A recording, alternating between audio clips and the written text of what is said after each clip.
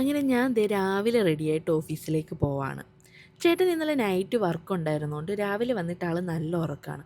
So ഞാൻ എണീപ്പിക്കാൻ നിന്നില്ല, നേരെ ഒരു ഊബർ എടുത്ത് ഓഫീസിലേക്ക്. കഴിഞ്ഞൊരു മാസം ഈ ഖത്തറിൽ എന്തൊക്കെയാണ് സംഭവിച്ചത്. സെക്യൂരിറ്റി അലേർട്ട്സ് ഇല്ലാത്ത ഒരു ദിവസം പോലും ഇല്ലായിരുന്നു. രാത്രിയിലൊന്നും സുഖമായിട്ട് കിടന്നുറങ്ങാൻ പോലും പറ്റാത്ത അവസ്ഥ.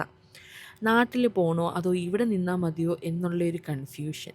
കഴിഞ്ഞൊരാഴ്ചയായിട്ട് അലേർട്ട് ഇല്ലാത്തതുകൊണ്ട് കുറച്ച് സമാധാനമുണ്ട്.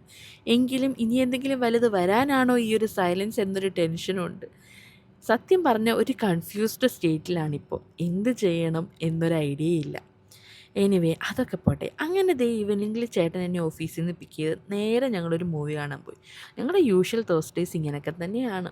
ദേ പടം കണ്ട് പുറത്തിറങ്ങിയപ്പോൾ നല്ല മഴ, ഒരു മിനി ഫ്ലഡൊക്കെ ഉണ്ടെന്ന് വേണേൽ പറയാം. പിന്നെ മഴയൊക്കെ അല്ലേ, ഇനി എന്താ പരിപാടി, എന്നാൽ പിന്നെ നേരെ QDC പോകാമെന്ന് വിചാരിച്ചു. അങ്ങനെ QDCയിൽ പോയി കുറച്ച് ഐറ്റംസൊക്കെ വാങ്ങിച്ചിട്ട് നമ്മൾ വീട്ടിലെത്തി.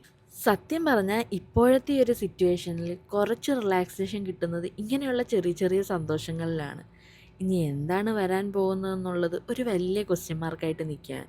എനിവേ എല്ലാം ബാക്ക് ടു നോർമൽ ആകുന്നു എന്ന വിശ്വാസത്തിൽ ഇങ്ങനെ ദിവസങ്ങൾ കഴിഞ്ഞു പോകുന്നു. എന്നാലും ഞാനതല്ല ആലോചിക്കുന്നത്, ഇത്രയൊക്കെ സംഭവിച്ചിട്ടും ഈ മാർച്ച് മാസം എന്താ തീരാത്തേ?